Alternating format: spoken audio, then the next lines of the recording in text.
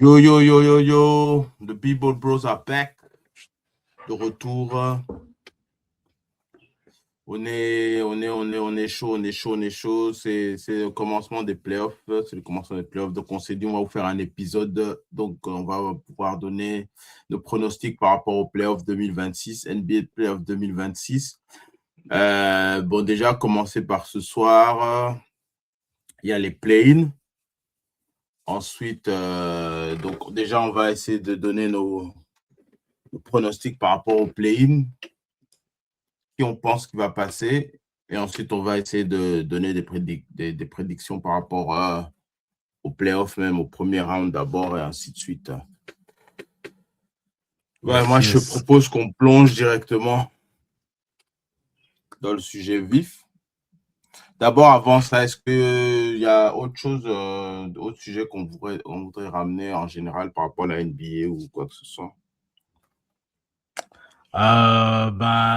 Maintenant que la saison est terminée, je pense que ça demandera peut-être aussi tout un autre podcast, mais comme la saison est terminée, il y a aussi toute la discussion des awards, donc MVP, etc. Sinon, en général, ce dont on peut parler, c'est ce qu'on a aimé et ce qu'on n'a pas aimé par rapport à la saison régulière qui vient de se terminer. Ouais. Ouais, je pense qu'il faudra un épisode dédié, mais c'est vrai qu'on peut toucher rapidement qu'est-ce qui était bien, qu'est-ce qui n'était pas bien. Bon, c'est vrai que la NBA, bon, après, je n'ai pas envie qu'on aille dans un angle où je commence à me plaindre. Parce que je commence à être connu pour le gars qui se plaint, qui n'est plus jamais satisfait. Oui, donc, moi, non, la NBA, pour moi, c'est un produit qui, on va dire, il faut que ce produit soit particulier pour que j'aime vraiment. Donc, il y a beaucoup de trucs. Comme je suis la NBA depuis longtemps, j'ai connu des hauts et des bas de la NBA et j'ai connu des moments où je préférais le produit par rapport à maintenant. Pour l'instant, c'est bizarre. L'impression que j'ai de la NBA, c'est bizarre. J'aime bien des trucs, mais j'ai l'impression qu'il y a d'autres aspects qui font que j'arrive pas à apprécier, bien que je vois des trucs que j'aime. Mais je regarde toujours ça avec d'un œil, puis je me dis, ouais, c'est bien beau, ouais, tout ça, mais à cause de cet autre aspect, ça m'énerve. Et donc, toute cette saison, je crois que c'est une des saisons que j'ai suivi un peu le plus près, on va dire. Bizarrement. Non, il y a d'autres saisons où j'étais plus investi, mais là, j'ai l'impression quand même, c'est une des saisons où j'étais le plus, je suivais vraiment et je sais pas, si j'étais le commissionneur, j'aurais des trucs que j'aurais changé. Par exemple, moi, c'est truc load management, des trucs comme ça, c'est des trucs comme ça qui m'embêtent un peu. Certaines règles dans le jeu m'énervent. Bon, c'est connu, hein, le fait qu'on puisse marcher à gogo, ça, c'est un autre sujet pour un autre jour. Le fait qu'on siffle trop de fautes et des trucs comme ça. Mais c'est bizarre, vous sifflez pas les trucs qui ont à voir avec les règles, mais pour les on a touché on a gratté un peu le jour, on a soufflé sur lui, on siffle. Pour ça commence un peu à embêter. Ça ralentit le jeu, je trouve, dans le sens, oui, vous voulez que le jeu soit plus rapide, ça score plus, mais en même temps, il y a beaucoup de moments où le jeu s'arrête parce qu'on doit regarder la vidéo, on doit regarder les ralentis. Dans cet angle, qu'est-ce qui se passe? Qu'est-ce qui se passe? Ça prend du temps et ça t'enlève un peu du jeu lui-même. Voilà, je m'arrête là. Ok. Non, bon, moi, je vais souligner sur les choses que j'ai pas nécessairement aimé, c'est plus la perte de joueurs comme des Ja Morant entre les blessures et les disputes avec son équipe. Ça fait un joueur à regarder en moins pour moi. Sinon, il y a des choses que j'ai aimées comme le retour de Jalen Green aux Suns, que j'ai beaucoup regardé quand même. Il y a l'ascension de Shaedon Sharpe en tant que joueur, même si lui aussi a été beaucoup blessé. En fait, c'est ça, trop de blessures. Trop de blessures, ouais. Zion Williamson, on a un peu pu le voir jouer un peu plus longtemps. Ça, c'est quelque chose que j'ai apprécié aussi. Ouais, sinon les Spurs, ça c'est une équipe que j'aime beaucoup regarder. Ouais, c'est une équipe que j'aime beaucoup regarder. De'Aaron Fox, Stephen Castel et bien sûr Wemby. Il y a aussi le fils de Ron Harper, Dylan Harper, que j'aime bien aussi. Ouais, donc il y a certaines choses que j'aime bien, certaines choses que j'ai bien aimées. L'arrivée de Kuminga à Atlanta que j'ai bien aimé.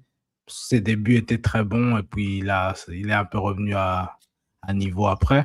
Mais sinon, ouais, il y a certaines choses que j'ai bien aimées, même si le produit en général, je trouve que les joueurs ne s'amusent pas autant, enfin, n'aiment pas autant le basket que ceux d'avant. Et puis beaucoup de blessures. On dit qu'il y a manque de passion, quoi. Ouais. Manque de passion. Ouais.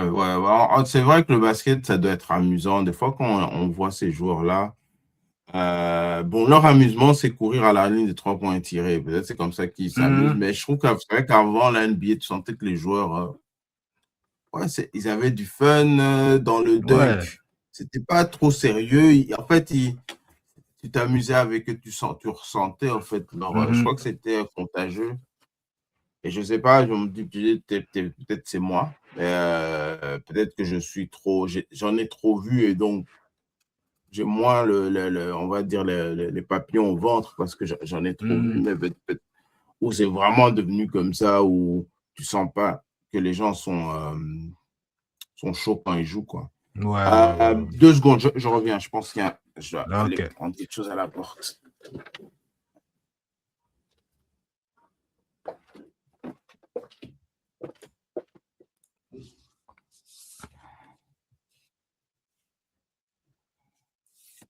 Ouais, non, donc je sais plus ce que je disais. Ouais, on parlait la passion, le manque de passion, le manque d'initiative dans le jeu. Ouais. Et puis un peu tout ce qui était un peu certains codes éthiques, certaines règles non écrites que les gens commencent à aller, on s'en fout maintenant parce que en fait il y a manque de code en fait. Petit à petit qui est en train de partir. Les gens deviennent un peu cheap en fait. Je sais pas comment expliquer. Je donne un exemple. Le fait que, par exemple, dans les fins de match, quand une équipe domine une autre, ils savaient que, comme l'autre équipe domine, on va enlever les starters, ou bien on va enlever, on va mettre que l'équipe B, parce qu'on sait que le match est quasi fini, pour leur donner une chance. Des trucs comme ça, on voit que ça petit à petit, même s'ils le font encore, on voit qu'il y a encore beaucoup de joueurs qui essaient de soigner leurs stats. Je vais prendre l'exemple de Jokic. C'est le joueur favori de beaucoup de gens, mais c'est quelqu'un qui soigne sa fiche de stats, qui va des fois rester dans le match plus longtemps pour attraper son triple-double. Vous allez me dire, oui, mais Westbrook faisait la même chose. Même autant de Westbrook, c'est pas quelque chose que je préfère quelqu'un qui attrape son triple-double de manière naturelle parce qu'il veut faire gagner son équipe ou un truc comme ça, mais pas quelqu'un, malgré tout, tu le vois au 4e quart-temps, il voit que je n'ai que 5 assists et tu le vois en train d'essayer de donner des assists. Voilà, merci. Ça, c'est un autre point qui m'énerve un peu. C'est par exemple la façon dont on compte les stats maintenant par rapport à avant. Un assist, donc une passe décisive. Avant, il y avait une règle précise. Je te donne la balle. Et si tu ne marques pas dans les 1 dribble 2 pas, ce n'est pas une passe décisive. Maintenant, ce qui se passe, les gens font juste une passe. Le gars driblote, il driblote, crossover, il arrive à marquer, ça va quand même compter comme une passe décisive. Si tu regardes bien Jokic, quand il arrive à ses 10 passes, bon, il a des très belles passes directement qui mènent à un panier, mais là, il y a des trucs où le gars qui passe prend son temps, en fait, hop, hop, et on lui met l'assist, on lui compte l'assist. Ouais, Donc, parce qu'on compte les hand-off aussi. Donc, si tu passes près du joueur qui met l'écran, il te donne la balle en même temps. Toi, tu prends la balle, tu fais ton dribble, tu fais ton move, tu fais ton step back, tu prends ton shoot. On va compter l'assist. C'est pas vraiment un assist, c'est plus un écran. Tu as eu la balle en même temps, mais bon, voilà quoi. C'est ça les ouais, assists de mais Jokic. le truc, c'est que ça, pour moi, ça fausse un peu l'histoire parce que Mhm. quand tu regardes dans le passé, il y a des gens qui auraient eu beaucoup plus de passes décisives Ouais, que ouais. ça. Il y a des gens qui auraient plus d'assists que ça. Et maintenant, voilà. Il y a une À part différence entre ça, ouais. entre l'assist où tu crées vraiment pour Ouais, quelqu'un et l'assist où tu donnes la balle à quelqu'un qui crée pour lui-même. Bon, voilà.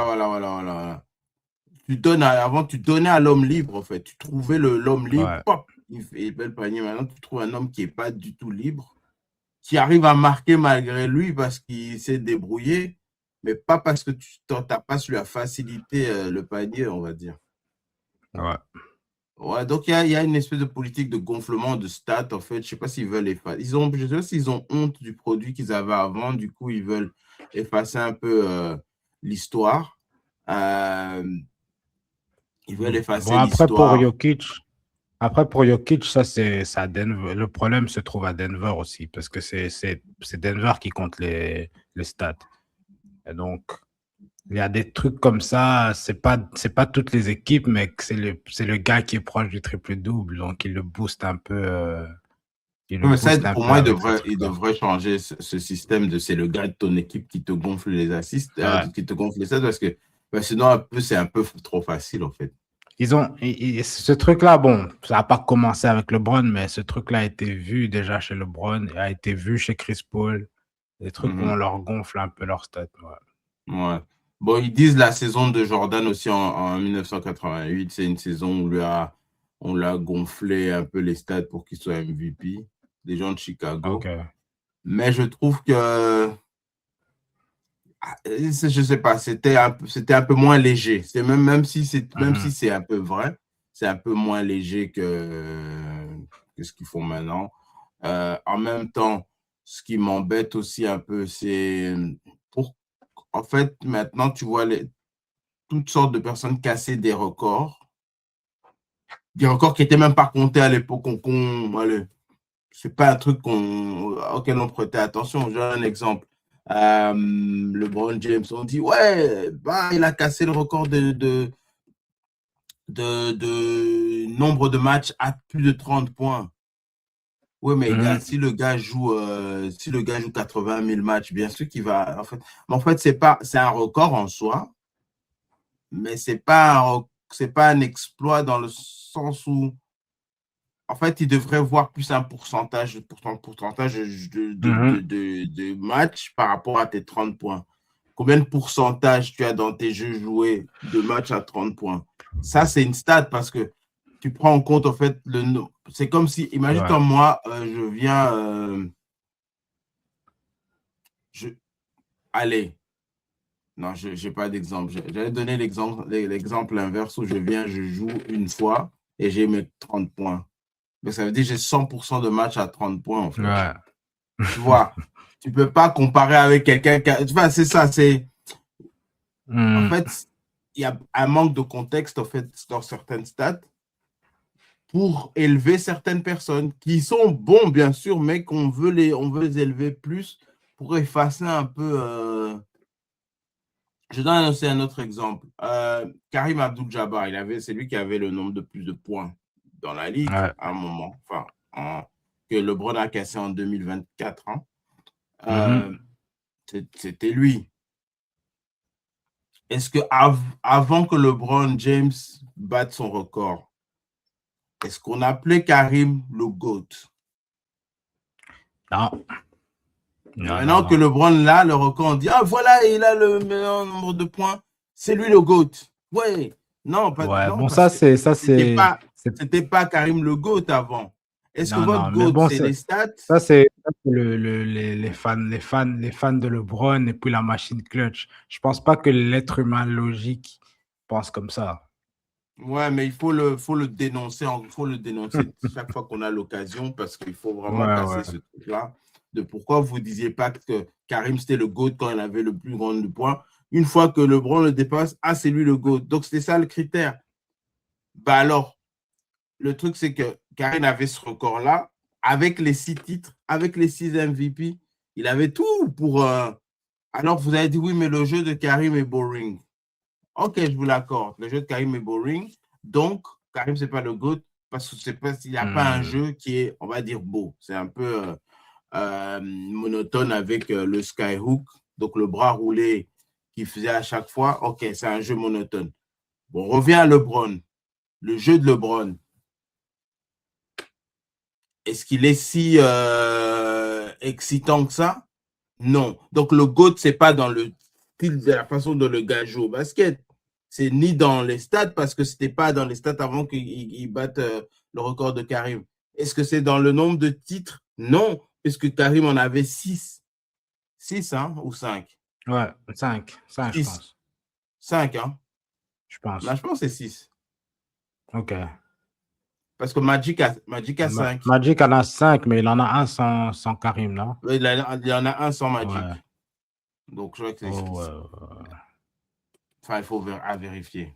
Mhm. Mais voilà, c'est pour dire, voilà, bon, enfin, on est allé dans une tangente là. C'est pas le but, c'était pas le sujet aujourd'hui.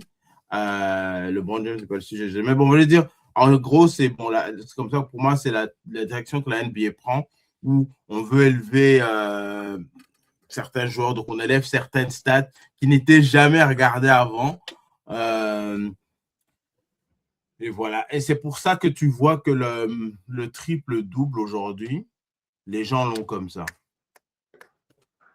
Les gens l'ont comme ça parce que, bon, je pense que la statistique qui était un peu la plus dure, c'était les passes décisives, en fait. Et maintenant, les gens en font comme ça parce que tu te libères de la balle, en fait. Tu driblotes, tu te libères un peu de la balle et l'autre, il lui reste 3 secondes pour tirer. Il tire, ça rentre. À ton assist parce que le joueur dominant, en fait, il a gardé tellement la balle qu'à un certain moment, il en a eu marre. Et c'est pour ça que les Shea, malgré qu'ils scorent des 30 points, ils arrivent presque aux 10 assists par match. C'est comme ça que tu vois Luka avec plein d'assists. C'est comme ça que tu vois Jamal Murray. Pour moi, ce n'est pas des point guard, mais ils arrivent quand même au stade de point guard comme les grands point guard d'avant. Et pour moi, ça enlève, comme il n'y a pas de contexte, les gens qui vont aller regarder les stats des points d'avant, ils vont se dire, ouais, mais c'est ce que Truc fait aujourd'hui, c'est ce que Kate Cunningham fait aujourd'hui. Mais c'est pas le même, c'est pas de la même façon. Cette stat n'est pas comptée de la même manière. Voilà. Ouais, non, c'est sûr. J'espère Et puis, que je me fais bien comprendre. Je ne veux pas que ce soit un podcast à coup de gueule, mais voilà. C'est ce que j'avais un peu à cœur par rapport à cette saison et la tendance de la NBA. Donc, moi, si j'étais le commissionnaire, j'allais regarder ce genre de trucs. Bon, je sais qu'ils ont essayé de voir comment ils pouvaient solidifier la règle pour le load management et tout. Trouver des solutions. Je sais aussi qu'ils ont essayé de discuter pour les 65 matchs pour qu'ils qualifient pour être MVP. Je ne sais pas à quelle solution.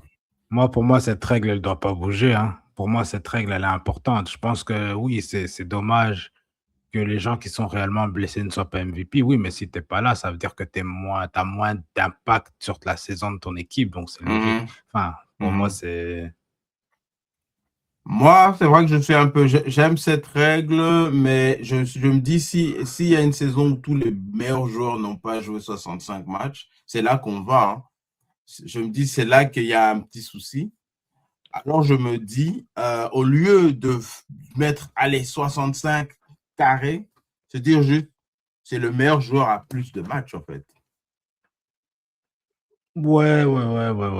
C'est le meilleur joueur à plus de matchs. Enfin, en tout cas, le nombre de matchs joués est être un truc qu'ils doivent vraiment regarder pour nommer un MVP. C'est-à-dire, même si tu n'as pas le plus de matchs, mais tu t'y rapproches des 82. En fait, faut mettre ça en pourcentage. Ouais, ben 95, il a fait 30 points, 95% de matchs joués. Tu dois mettre ça, au fait. Tu dois... Après, ils vont te ouais, dire, oui, mais l'autre, il est blessé, c'est pas sa faute. Ouais, mais écoute, moi, ça, je c'est m'en la vie. fous. Hein. T'es pas là, t'es pas là. Enfin, Ouais. moi, mon problème, il est simple. C'est que si un jour, on a un gars qui score 40 points par match, son équipe est troisième de l'Ouest, on va dire. Et puis, il a joué 58 matchs. À cause des 40 points, les gens seront tentés de lui mettre MVP, alors que moi, tu as joué 58 matchs. Non. Tu vois, c'est pas assez. Ouais, puis tu as joué ça. En fait, comme tu as dit, troisième de l'Ouest, il y a aussi le truc où, c'est-à-dire que quand tu n'es pas là, l'équipe continue à gagner. Donc, est-ce que tu es vraiment valuable, comme on dit? Bon, ça, c'est vraiment une. En fait, le MVP, c'est vraiment un trophée qui est compliqué parce que c'est vrai que moi, par exemple, je sais que ce n'est pas le sujet du jour, mais moi, je donnerais cette année à Wemby. Mais tu vas me dire, mais quand Wemby n'est pas là, ça gagne aussi. Mais ben, je crois que qu'il joue le mieux. problème, c'est que ça, le problème, c'est que ce truc-là, il est valable pour tout, enfin, pour Shea tous les aussi. candidats. Ouais. Ouais, tous les Chez candidats. Même Cade s'est Jokic. blessé, mais l'équipe continue à gagner. Ouais. Ouais. Jokic, pareil. Le Donc, seul, c'est le vrai seul que. qui est, le seul pour qui ça compte pas, je crois, c'est Jalen Brown. Ouais. Ouais. Mais il y a 2-3 matchs où il n'était pas là ces jours-ci. Mais il gagnait. Bon, après, tu vas dire parce qu'il y a Tatum, mais l'équipe gagnait Ouais. quand même. Ouais. Ouais. Mais bon, voilà. Ouais. Ça, je pense faudra qu'on se penche là-dessus, peut-être l'épisode prochain. Le Ouais. MVP et enfin, voilà, les critères qui seraient idéaux pour nommer un MVP. Ouais, donc on va plonger dans nos prédictions playoffs. Déjà le play-in, je crois que, bon, alors au jour où on enregistre, je crois que les play-in commencent le soir en fait. Donc, je ne sais pas quand est-ce que l'épisode va sortir, mais donc si on regarde un peu ici, du côté de l'Ouest déjà, tu as Clippers contre Warriors. Et tu as Portland contre les Suns. Donc, je ne sais pas trop comment ils font. Ils font les deux gagnants qui jouent l'un contre l'autre, mais les deux gagnants qui jouent l'un contre l'autre sont quand même déjà qualifiés, c'est ça? Hein? Non, Ils sont qualifiés, mais donc. ils se battent pour la place. Vous avez, donc c'est comme, vous avez Phoenix pour l'Ouest, hein, vous avez Phoenix en 7, Portland en 8, Clippers en 9 et Warriors en 10. Donc, le match 7e contre 8e, le gagnant du match 7e contre 8e est directement, enfin, il est directement qualifié. Ensuite, le perdant du match 7e contre 8e, donc, et le gagnant du match 9e contre 10e font un match et le gagnant de ce match-là est qualifié. Donc, disons, dans le 7 contre 8, ils ont 2 chances pour se qualifier et dans le 9 contre 10, ils ont une chance pour se qualifier. Non, ils doivent gagner 2 matchs pour se qualifier. Ok, j'avoue que chaque année, je me bats pour comprendre ce truc.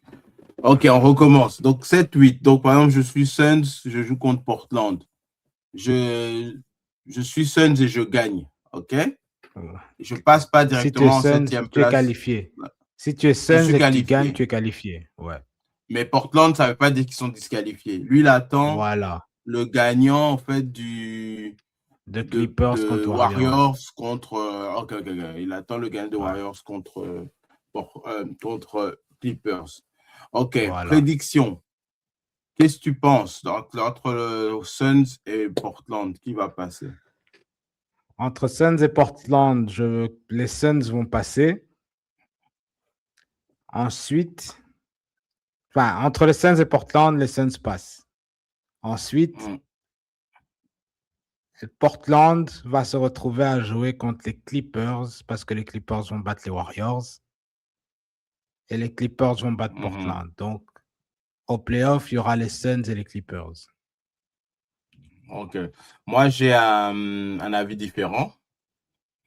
Donc, Portland, Suns, je pense que je préfère les Suns, mais je pense que Portland va passer.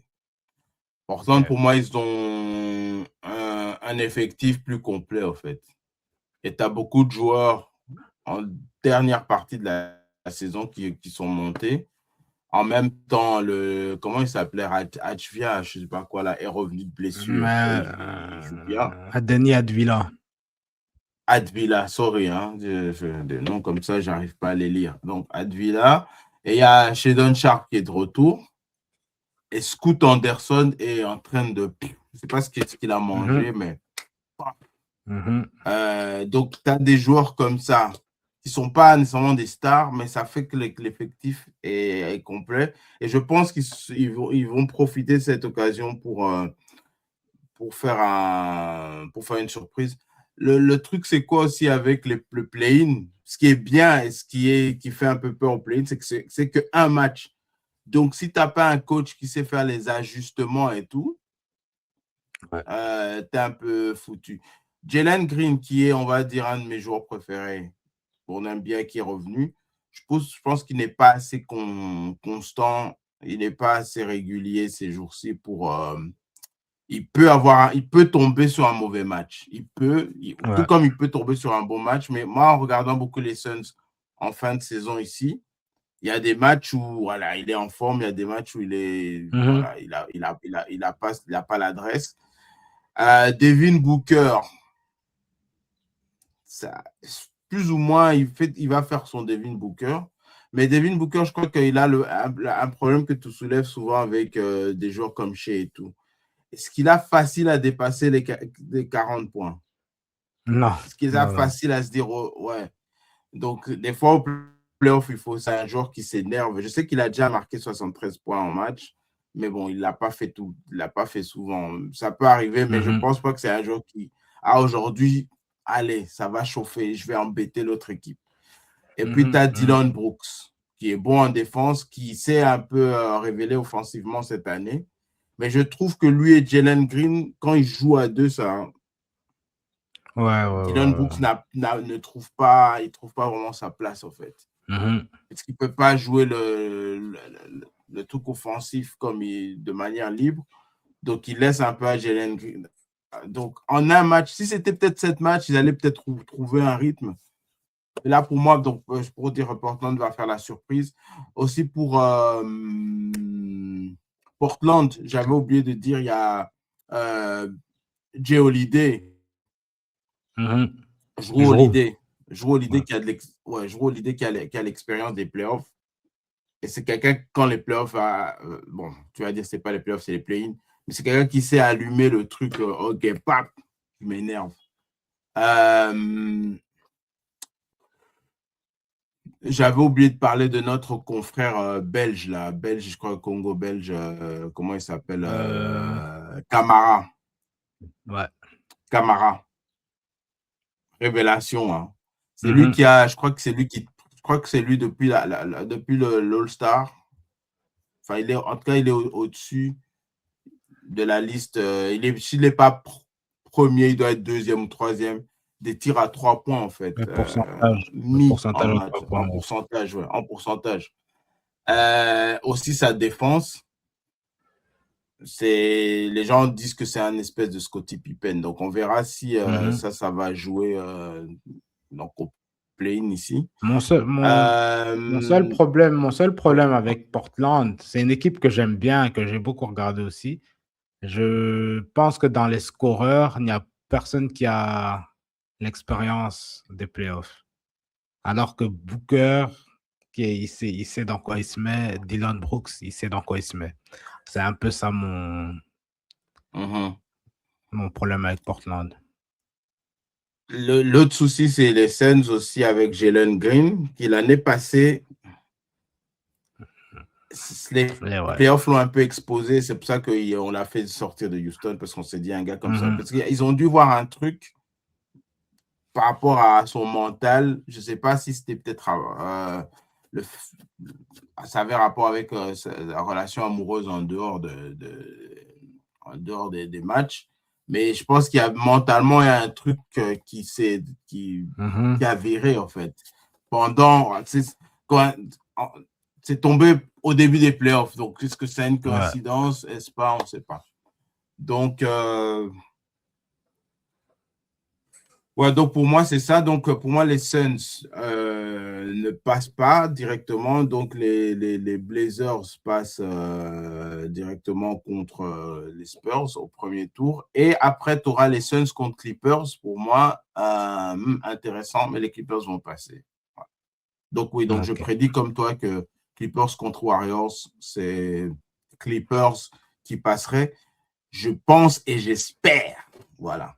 Les deux. Oui, qu'on en finisse une bonne fois avec les Warriors. Il faut arrêter cette dynastie-là, elle est morte. Il faut tout casser, il faut arrêter. Je ne comprends pas qu'ils forcent avec ce qu'ils ont là. Allez-y. En même temps, allez vous reposer. En même temps, moi je suis content qu'ils forcent avec ce qu'ils ont parce que ça ne marche pas. Donc, ça les garde en dehors de la zone de danger, en fait. Ils ne sont pas dangereux pour l'instant. Je suis content.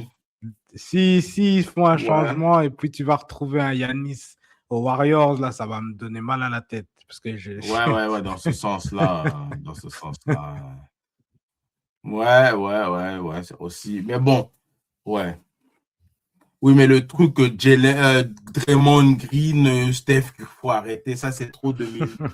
Ça fait 2011, 2012. Faut arrêter. J'exagère, mais faut tourner la page. À l'Est, c'est là que ça devient intéressant. Donc, OK, là, tu as deux équipes. Enfin, tu as une équipe que j'aime. Je ne sais pas pourquoi je ne l'aime pas du tout. Quand il y a un match à la télé, je vois Orlando. Truc que Paolo Banchero, là, El Mariachi. Enfin, I'm sorry, I don't. J'aime. En fait, j'aime pas cette équipe, j'aime pas l'esthétique. Pourtant, j'étais un fan d'Orlando dans les années 2000 et dans les années 90, mais là, non. Donc, j'espère que c'est les Sixers qui passent. Parce que pour moi, les Sixers, ils ont, même si ils sont un peu en dents de scie cette année, il y a quand même des éléments où des gens peuvent s'énerver, en fait, quand c'est un seul match. Ils peuvent faire la surprise. Ouais. Alors, deux questions. Enfin, premièrement, Joel Embiid est blessé. Enfin, il est pas là. Ouais, il est blessé. Ou malade. Je ne sais pas. Mais est-ce que, tu trouves que les Sixers sont plus forts sans ou avec cette année? Deuxièmement, est-ce que tu préfères les Sixers sans ou avec cette année? Waouh. Je sais, c'est une question compliquée parce que, bon, d'abord, ta question de est-ce que je préfère ou pas. Je trouve qu'il y a eu des bons matchs avec, où il a laissé quand même Tyrese Maxey être Tyrese Maxey. Il a laissé, comment il s'appelle le rookie? VJ Edgecombe. Ouais, VJ Edgecombe être lui. Et il a su faire des fois ses stats sans exagérer, sans prendre pour autant de ballon. Je pense un Embiid comme ça qui est un peu moins gourmand avec le ballon, ça passe. Mais j'aime bien aussi sans parce que l'équipe est beaucoup plus dynamique, ça court. Surtout quand tu mets en 5, tu mets Bona, ben là, tu vois que c'est beaucoup plus fluide. Des fois, on sait qu'il y a, comment il s'appelle encore notre pote, là, l'autre pivot, là, Drummond. André Drummond, quand tu le mets aussi, ça ralentit un peu, mais bon, il a développé un petit tir à 3 points sur les côtés, là. Donc, quand il fait ça, quand il occupe pas trop la raquette, ben, ça marche aussi.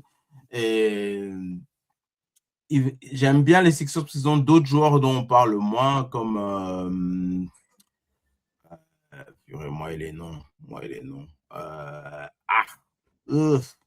Oubre. Oui, Kelly Oubre, mais il y a l'autre aussi. Grimes, c'est Grimes. Non, pas Grimes. Grimes, ouais. C'est Grimes, hein, voilà. Le meneur, hein. Oui, non, pas, il est meneur, lui. Enfin, meneur et 2, il joue meneur et 2. Ouais, il joue, moi je vois en 2. Ouais, Grimes et Kelly Oubre, qui des fois, ils step up de manière correcte. Et on a un playoff P, donc Paul George, qui est sur stéroïde, qui est clairement drogué, excusez-moi. Mais quand je dis ça, c'est parce que tu le retrouves un peu en forme, surtout à tir à 3 points. On voit qu'il est quand même, qui revient Paul George de ce côté-là. Ce n'est pas le Paul George qui va dominer l'équipe dans le scoring, mais en tout cas, il est assez efficace pour ne pas les enfoncer. Moi, je suis pour les Sixers, mais je pense que Orlando va passer. Voilà, c'est ce que je voulais dire en fait. Je pense qu'Orlando va passer parce qu'ils sont énervants. Ils ont aussi Kyle Lowry comme expérience ou vieillesse, un des deux. Ouais. Et aussi, donc voilà, donc Hornet contre les Heat. Désolé de te décevoir, hein. Je pense qu'Hornet va passer. Donc après, ce sera Hornet contre Sixers et je pense qu'Hornet va passer. Parce qu'on a, je pense qu'on a parlé un peu des Hornets dans les épisodes précédents. Ils sont dans un bon rythme là où ils ont trouvé leur jeu. C'est un peu monotone, c'est un peu cheat code, hein. Ils tirent tous à 3 points. Il n'y a pas trop de stratégie. Même quand on a vu la Mélo, il a l'occasion de mettre un layup, ben, il va vers la ligne. Il est devant le layup, il dit, je préfère aller aux 3 points. Et c'est vraiment un cheat code. Je ne sais pas comment les gens le voient, mais la Mélo, j'ai l'impression que il n'est pas très loin de Steph Curry, hein, côté tir. Je n'ai pas checké les pourcentages, mais en tout cas, ça fait peur. Oui, en tout cas, niveau volume de shoot mis, il est près des chiffres de Steph Curry. Et nouveau distance aussi, le range. Son range, il est dingue. Son tir est très moche, à une jambe sans sauter, mais ça marche pour lui. Je sais pas si les gens voient les choses comme moi, mais moi, je n'ai jamais cru que Steph Curry était la personne je n'ai jamais cru que Steph Curry était synonyme de distance. Je sais que c'est pas le premier, mais il est de cette génération, un des premiers à le faire de loin. Mais quand je pense à tir de distance, Steph Curry, il est top, on va dire. Il est top 5, non, il est top 10, mais je suis même pas sûr qu'il est top 5. On va plutôt penser à Damon Lillard. Ouais. Trey Young, Damon Lillard. Ouais. Celui d'Hornet, là. Non, des Pélicans plutôt. Non.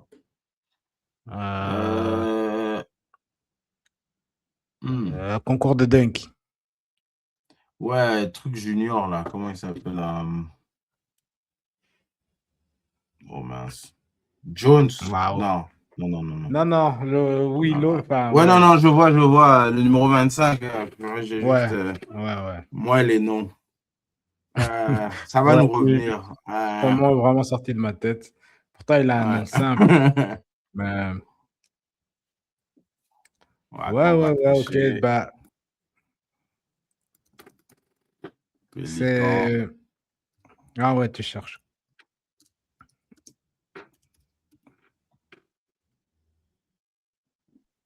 Trey Murphy, troisième du nom. Ouais. Je vois, mais je sais qu'il tire, mais je le voyais pas nécessairement comme un gars à distance. Ouais, il tire de loin. Ouais, ben, bon, Steph, c'est peut-être un des premiers qui osait, peut-être c'est pour ça qu'il a gardé un peu cette réputation. Parce que les gens n'osaient pas autant avant. Lui, c'est quelqu'un Ouais. qui... C'était juste et puis aussi Vince pour ce et quand... Arena qui osaient.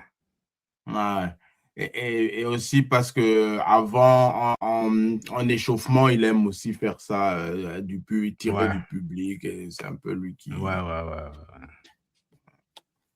ouais. Ouais, donc pour revenir au playoff, donc moi je disais, voilà, donc après, donc Hornet qui contre Sixers, donc Sixers. Hornet qui passe. Ouais, voilà, donc. Ok, ok, Les ok. Hornets se retrouveraient contre Détroit. Bon, là, après, on verra, hein. Je pense qu'ils n'auront pas beaucoup Mhm. de chance. Bon, on ne sait jamais, mais voilà. Non, 7 matchs, non. Ok, ok, ok. Ben, c'est presque similaire, mais on a juste une différence, c'est que Mhm. 9 contre 10, Hornet contre les Heat. Je pense Mhm. que les Heat vont gagner. Expérience, meilleur coach. euh, voilà. Euh, Sinon, le match où Orlando contre les Sixers, ouais, je pense qu'Orlando passe. Je pense qu'Orlando passe. Ils ont, avec leur défense, ils ont plus d'armes, je trouve. Enfin, des Mhm. armes qui jouent défensivement et offensivement, alors que Tyrese Maxey, très dangereux. Mais c'est plus, enfin, c'est vraiment offensif.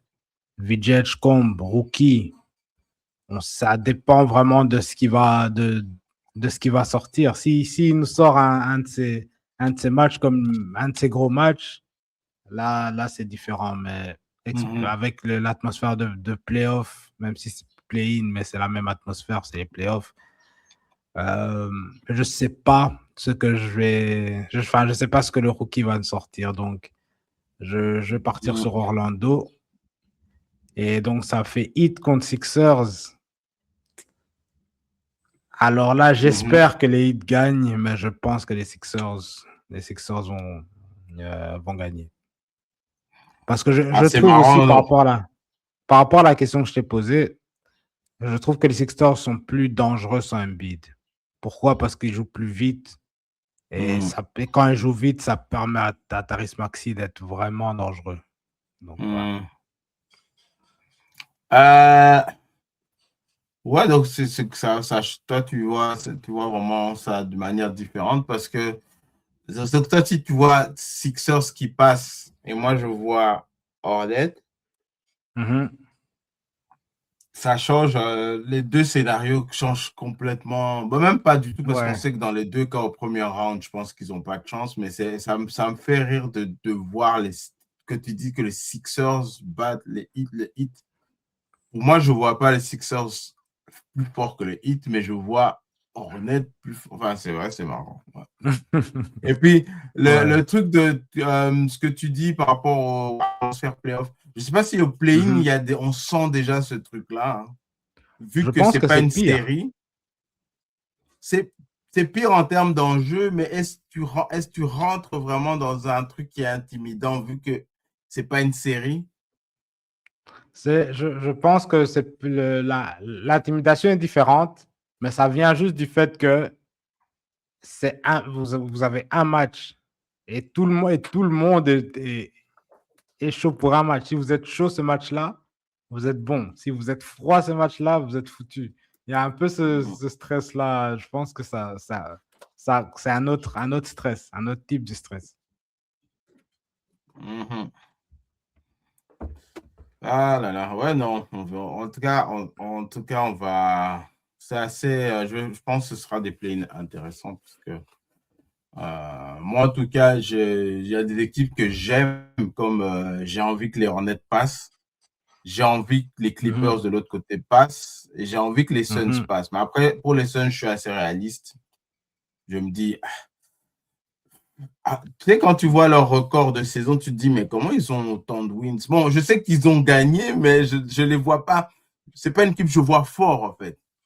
Par rapport au nombre de Ben, wins qu'ils ont, j'arrive pas à me dire qu'ils sont mhm. forts. Il y a d'autres équipes comme ça qui ont le même nombre de victoires et j'arrive à dire qu'ils sont forts. Mais avec Suns, je suis pas encore. Je sais pas s'ils ont trouvé la formule, en fait. On Formule dit pour que gagner avec le roster qu'ils ont.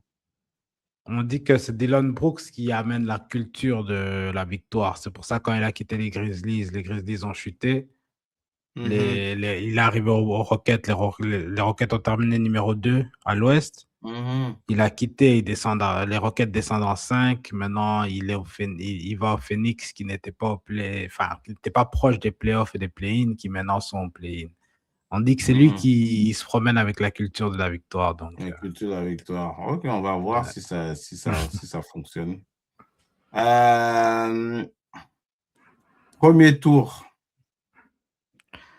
Bon, déjà, Donc, par rapport à moi, par rapport à moi, j'avais dit que j'avais les Clippers qui passaient, qui joueraient contre OKC en 1 contre 8.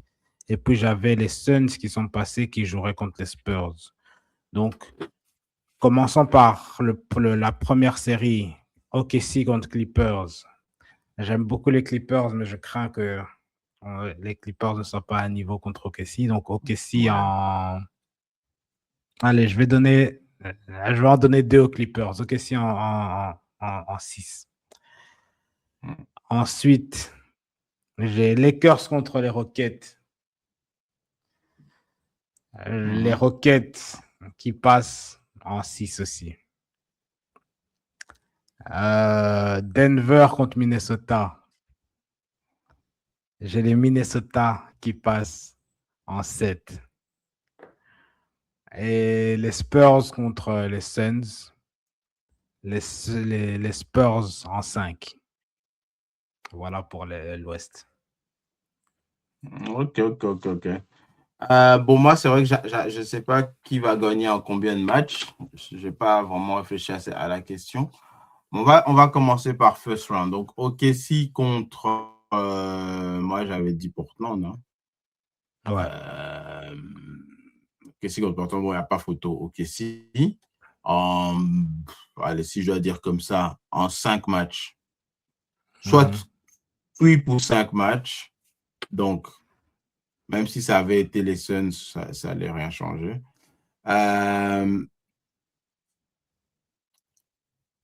Non, attends. Donc, moi, non. Contre OKC, c'est les Clippers. Contre OKC, c'est les Clippers. Ouais, Clippers. Excuse-moi, Clippers. OKC Clippers. Comme toi, pour moi, c'est OKC qui va passer en 5 matchs, toujours. OK. Parce que Clippers, bon, ils seront juste contents d'arriver là, mais je pense que même ils savent qu'ils ne sont pas... On peut, même si on a un Kawhi, un super Kawhi, ça va peut-être pousser à 5 matchs. Ouais. Je ne les vois pas arriver en 6 matchs, je ne pense pas. Okay. Après, on peut s'attendre à des surprises, peut-être pas. Lakers contre Rockets, ça c'est la discussion que je voulais avoir. C'est une question intéressante. OK. Lakers, on sait très bien qu'il y a Luka Doncic qui est blessé. On sait qu'il y a Austin Reeves qui est blessé. Voilà, ça c'est ce qu'on sait. Maintenant, le cas de Luka Doncic, on sait qu'on l'a précipité en Europe pour lui faire une opération miracle. Là. Donc après, le but, c'est qu'il revienne plus vite. Donc, bien qu'ils avaient dit à la base dopage, 4 semaines, ouais. Voilà. Ils avaient dit 4 semaines, 4 à 6 semaines. Je pense que ça va être précipité à peut-être 3 semaines. Donc, ce qui peut faire que Luka, on peut le voir apparaître. Si les Lakers arrivent à pousser le truc en 6 à 7 matchs, on peut le voir apparaître vers le 6e match, 7e. Donc, voilà. Je pense que les Rockets sont quand même favoris. Bien sûr, je suis réaliste. Mais les Rockets aussi, je les vois des fois inconsistants. Sur papier, ils sont plus forts que les Lakers, parce que les Lakers sont bancals avec des blessés et tout. Mais j'ai l'impression qu'ils peuvent être distraits. J'ai l'impression qu'ils peuvent être tellement confiants et pas voir venir les Lakers, en fait. Donc, pour moi, s'ils veulent passer les Rockets, il faut qu'ils finissent la bête en 4 matchs. Il ne faut pas le laisser les Lakers respirer un peu. Je suis pro Lakers, mais en général, mais pour ces playoffs, j'ai envie qu'on les sorte comme ça, on casse aussi l'équipe et on l'a fait exploser. Quand j'ai fait exploser, je veux dire qu'on mette le bon James à la porte. Bon, c'est ce que je veux dire. Et je ne sais pas si ça arrivera, mais ils ont besoin de perdre pour un peu réfléchir un peu au concept, à tout le concept de l'équipe, quoi. Donc voilà, donc Rocket, vous avez 4 matchs pour les sortir. Je vous promets que si vous... OK, 4-5 matchs, on va dire. Mais si vous prenez à la légère, Luka revient, dopé de ouf, ça devient super Luka, et vous ne savez pas l'arrêter. Après, on arrive au deuxième tour. Là, Reeves, peut-être il revient, et puis alors là, vous ne savez plus les contrôler. Donc, il faut finir la bête maintenant. Si ça saigne, tu es là, quoi. Nugget contre Timberwolves, Nugget. Nugget en combien de matchs? Allez, en 5 matchs. Timberwolves, cette année, je ne sais pas. Je ne sais pas. Là, c'est ce qui est intéressant. Spurs, moi, j'avais dit qu'ils passent Portland. Spurs pour Portland. Intéressant parce que vous aurez des Portland qui vont quand même vous aurez quand même des bons Portland. Bon, ils ne vont pas gagner parce que bon, les Spurs, je pense que cette année, ils sont en forme. Mais je pense que ils n'ont pas encore l'expérience. Cet effectif de Spurs n'a pas encore l'expérience de playoff. Donc, ils vont y arriver parce qu'ils sont jeunes et dynamiques et ils ont quand même la défense qui va avec. Ils ont Wemby. Mais ce ne sera pas un sweep. Hein. Ce sera 6 matchs. Ça, c'est moi. Ce sera 6 matchs juste parce que voilà, il leur faut apprendre. Il leur faut apprendre un peu. Et voilà. Ouais, pronostic de l'Ouest.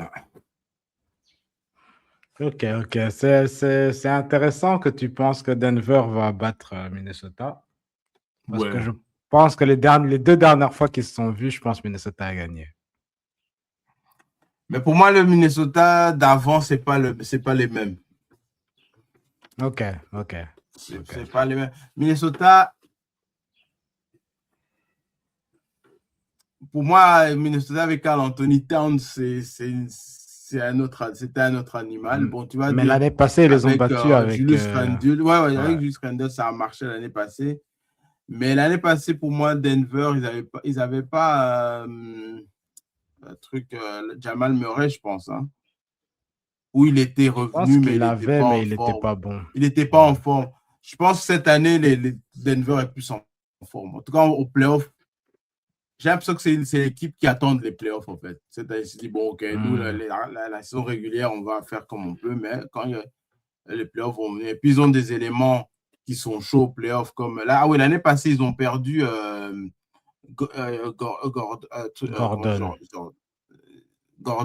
Gordon, ils l'ont perdu. Mais quand il a commencé le playoff, il était super chaud.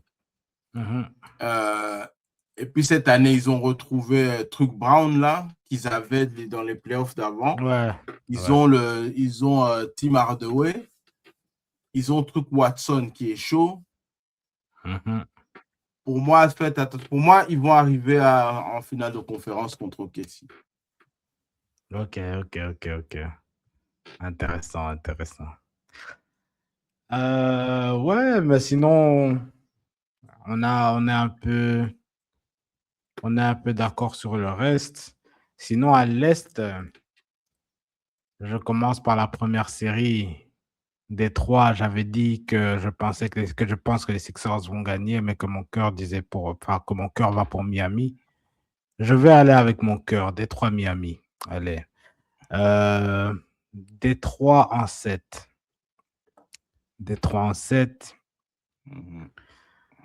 Parce que si on regarde par rapport à la saison, je crois qu'on a joué 3 fois et on a pris 2 matchs et Détroit en a eu 1. Donc, Détroit en 7. Pour la série Cavaliers contre Toronto. Ok. Je vais aller pour les Cavaliers en 7 parce que Cavaliers, avec l'addition de James Harden, et Donovan, ça semble mieux fonctionner que Darius Garland et Donovan. Donc, je vais aller avec les Cavaliers en 7. Parce que les Raptors sont quand même assez dangereux défensivement, offensivement. Peut-être l'inexpérience en playoff de Barnes, ça peut aider les Cavs aussi. Mais la façon dont Ingram joue ces temps-ci, très dangereux. Donc, je dirais Cavs en 7. Pour les Knicks contre Atlanta. Ah, ça c'est pas mal. Je suis fou. Je vais pour l'upset. Les Hawks en 6. Wow. Je crois pas aux Knicks. Je sais que Jalen Brunson, c'est une machine et qu'il est inarrêtable quand il commence. Mais je pense que niveau jeu d'équipe complet, les Hawks, ils ont la défense, ils ont l'attaque. Ils ont beaucoup d'armes. Et, ils ont beaucoup de joueurs light skin qui défendent et qui attaquent en même temps. Donc, les Dyson Daniels, le Jalen Johnson, tout ça. Ah, ça. Zachary, j'arrive jamais à dire son nom. Zachary Rizaché.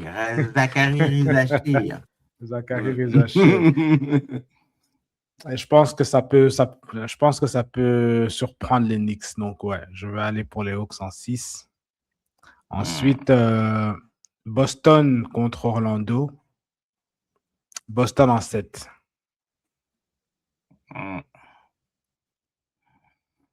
Ouais, logique. Enfin, peut-être qui gagne. Ouais, je pense qu'on n'est pas très différents l'un l'autre, à part sur... Bon, je vais en venir. Je crois sur il y a une série sur laquelle on sera peut-être pas d'accord. Bon, déjà, première round pour donc Détroit. Moi, j'avais dit que Hornets allait passer.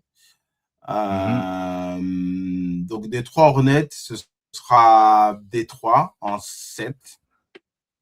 Oui, ils sont plus forts que les Hornets parce qu'ils ont d'autres facettes de jeu que les Hornets n'ont pas. Les Hornets sont un peu pas limités, mais ils ont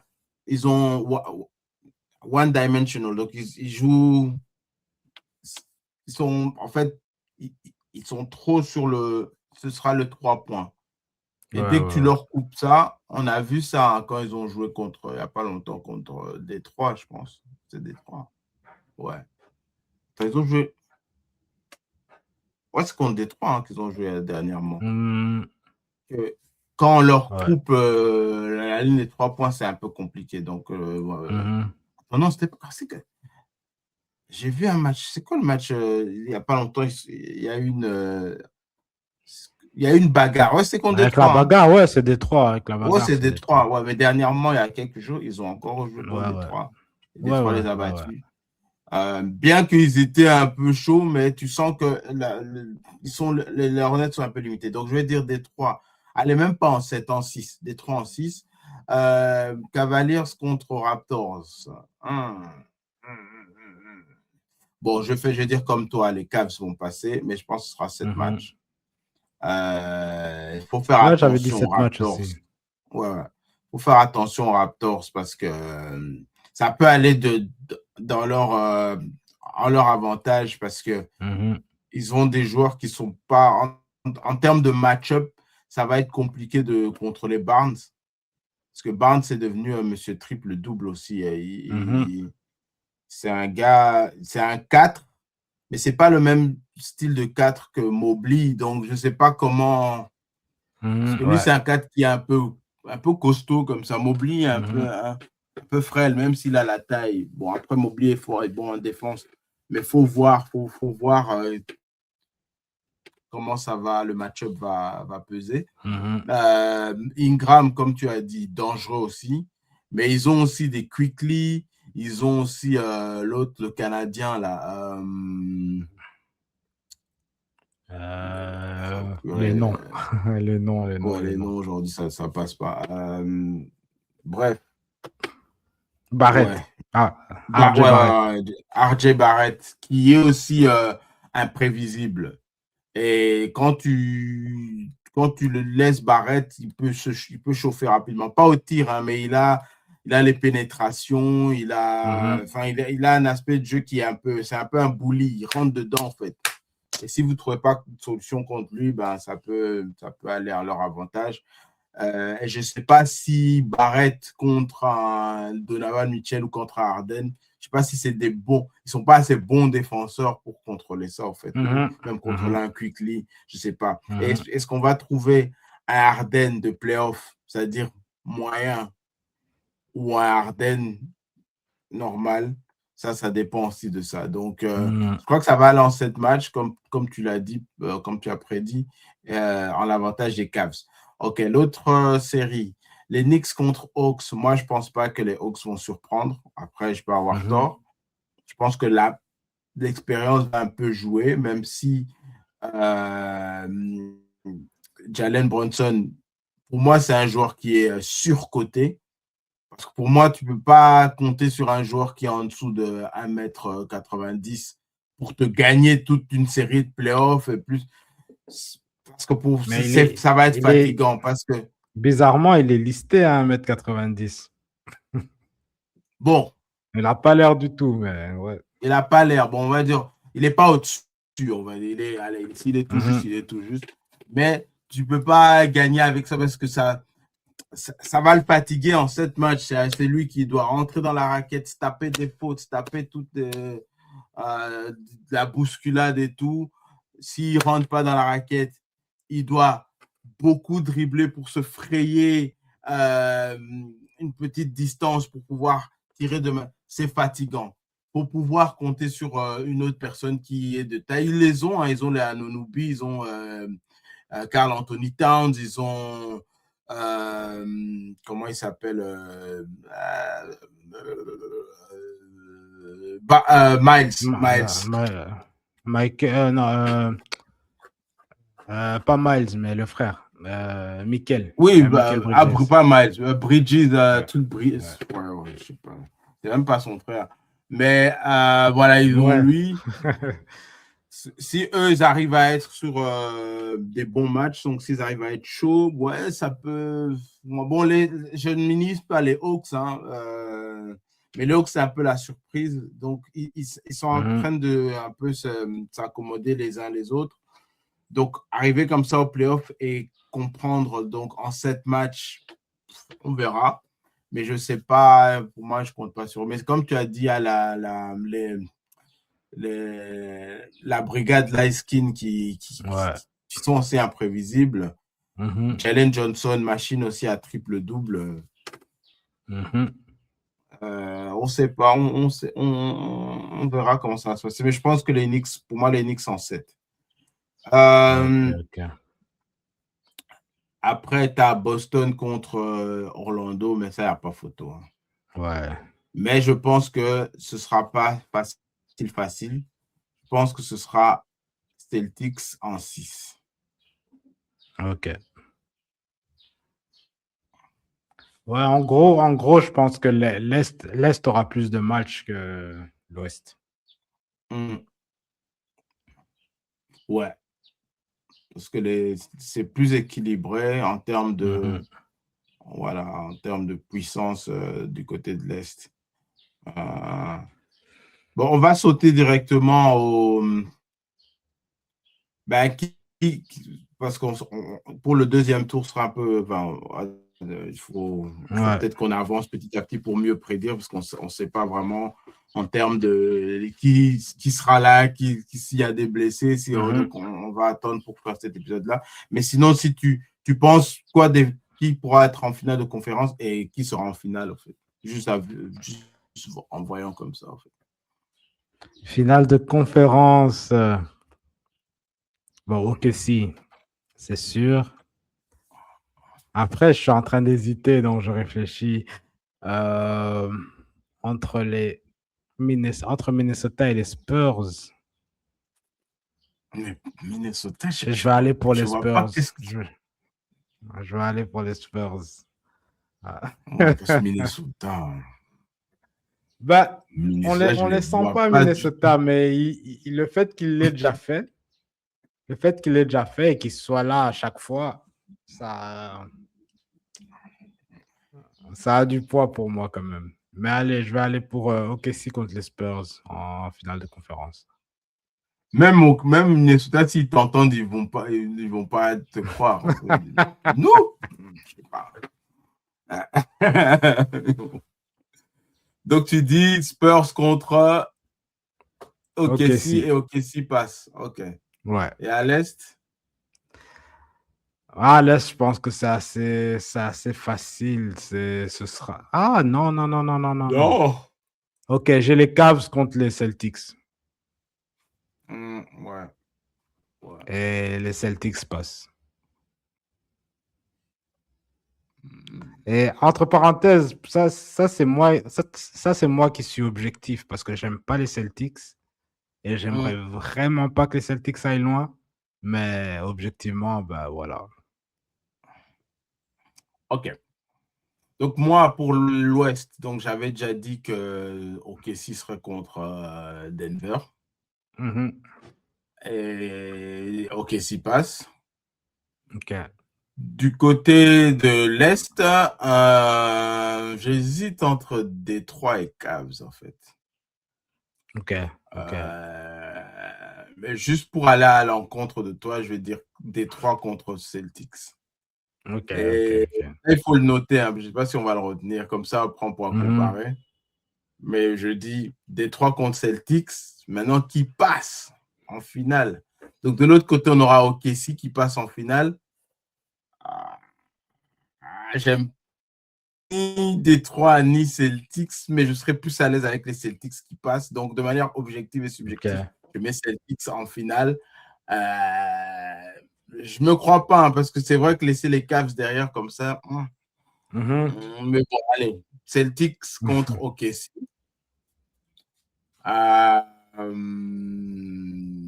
OKC qui gagne.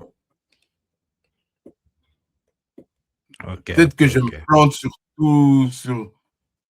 peut-être je me plante à tous les niveaux, hein, mais je vois ça comme ça. À l'heure d'aujourd'hui, je vois ça comme ça. OKC contre Celtics.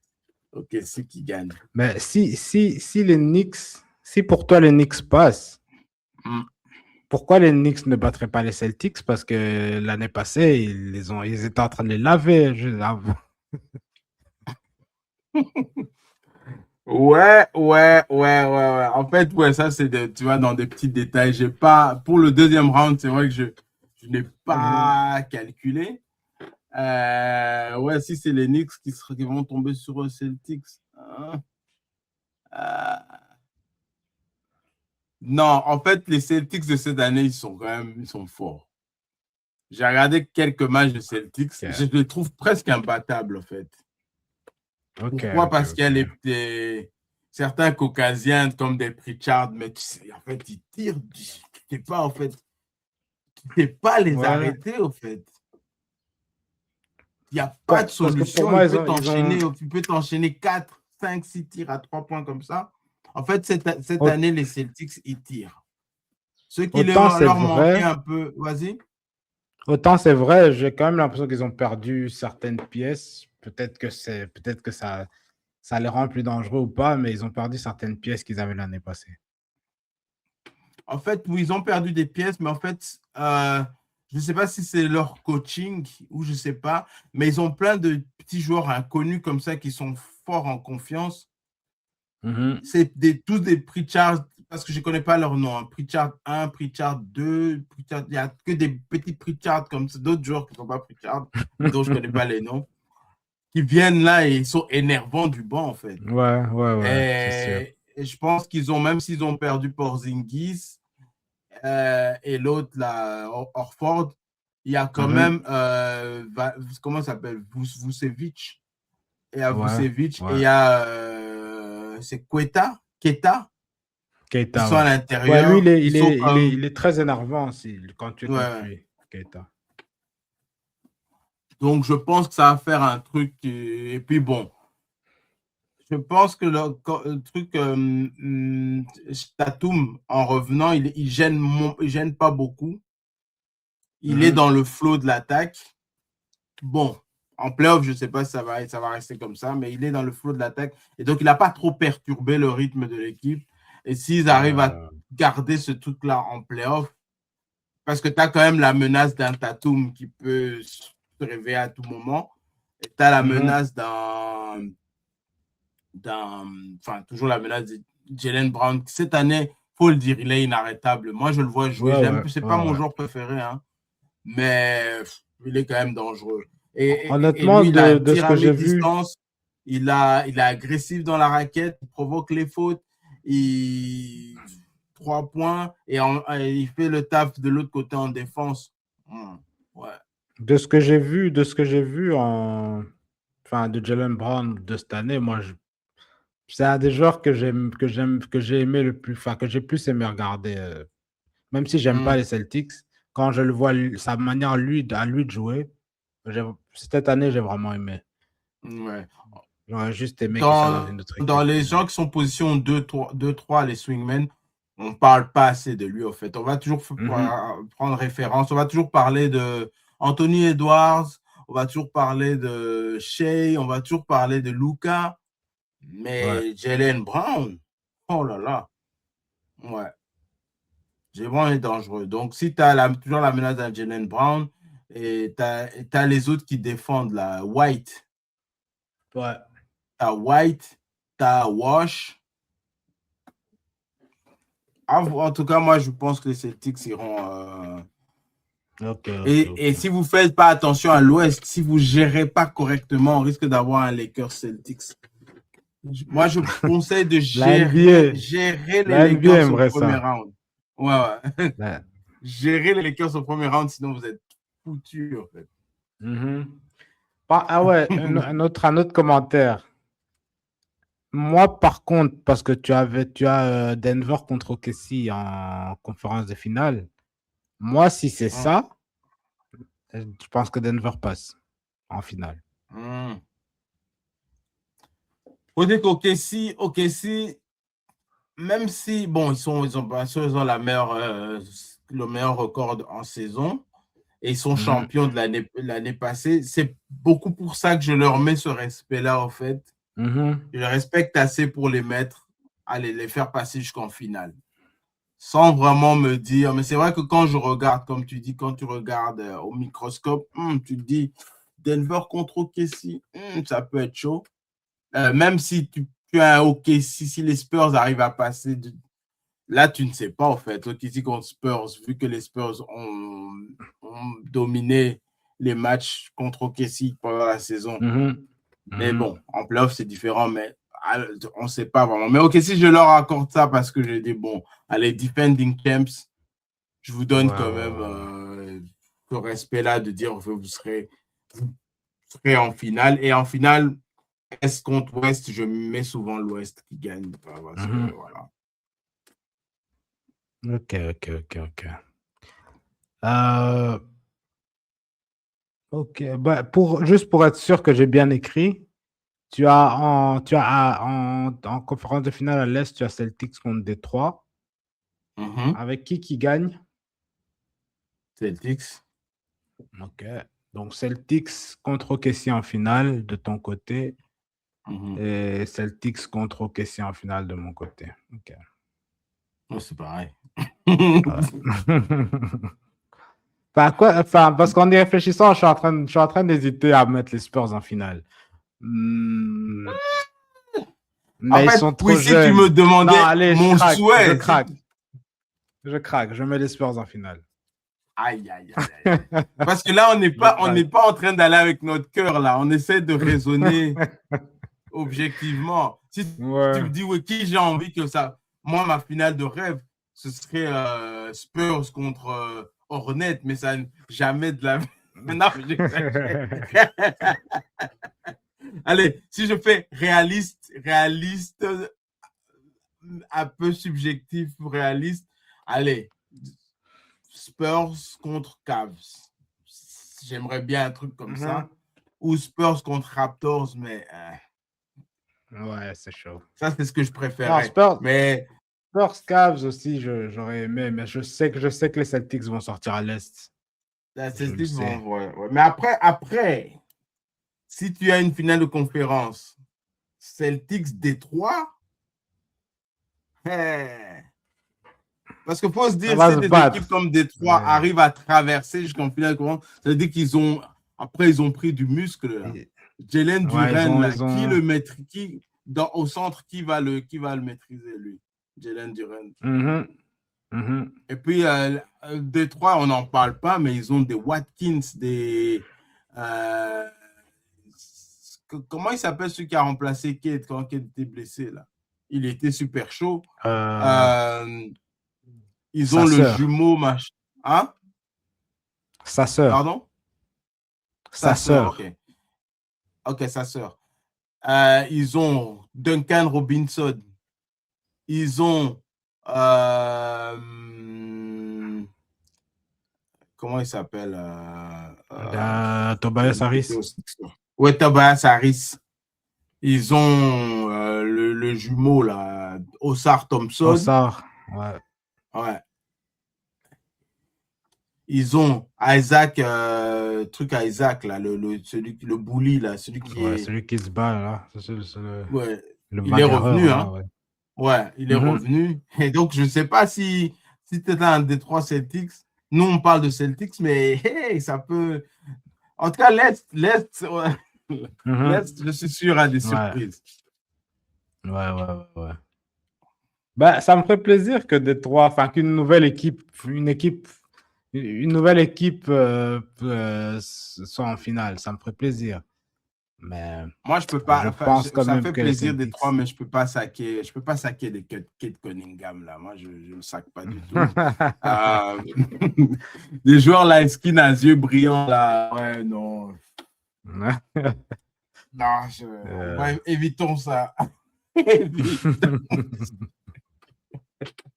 Parce que je suis désolé, attends, ça c'est un autre coup de gueule. Et on va bientôt clôturer le podcast. Ça c'est un autre coup de gueule. Il y a la NBA. La NBA a une light skin domination, là. Attends. On veut des joueurs un peu... La gentrification de la NBA. Ouais. Donc, attention, là. Hein? Soyons vigilants. Moi-même, je ne me considère pas dans la nation dark skin, mais je ne suis pas light skin comme eux. Pour moi, je suis chocolate, hein, un peu chocolat. Il faut un peu un réveil des joueurs chocolat. C'est pour ça qu'on veut des fois des Jalen Brown qui brillent, des bons Shea, même si je ne suis pas fan. Allez, on encourage un peu cela parce que... Hein,